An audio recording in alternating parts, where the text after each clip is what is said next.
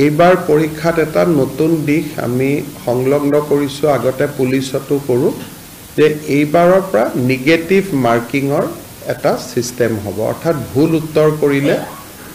মাৰ্কিংটো negative হ'ব আপোনালোকক জনাব খুজিছো যে আজি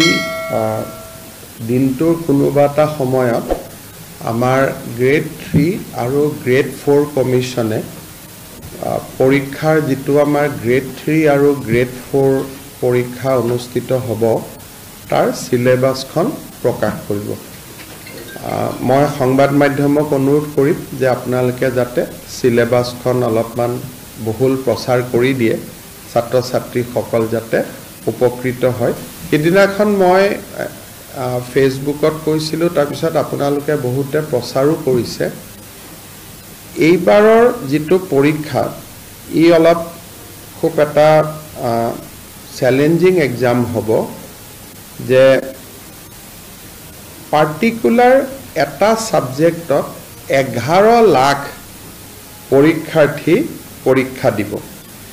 আমি যেতিয়া মেট্ৰিক পৰীক্ষাও পাতো হাইয়েস্ট আমাৰ ক্যান্ডিডেট হয় 5 লাখ 11 লাখ পৰীক্ষাৰ্থীক লৈ পৰীক্ষা পাতাৰ ৰেকৰ্ড ইউপিক বাদ দি কোনো ষ্টেটৰ আজিলৈকে নাই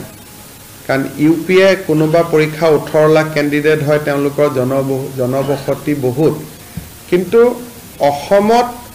11 লাখৰ কোনো পৰীক্ষা আজিলৈকে কেতিয়াও কোনেও অনুষ্ঠিত কৰাৰ প্ৰয়োজনীয়তা অহাই নাছিল এইবাৰ আমি নিযুক্তিত এটা দিশ আছিলে যে এবাৰ আমি ফিজ লোৱা নাছিলো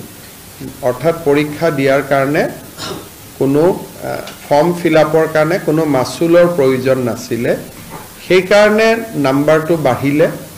দ্বিতীয়তে ফাৰ্স্ট পৰীক্ষাটোত যেটো এটা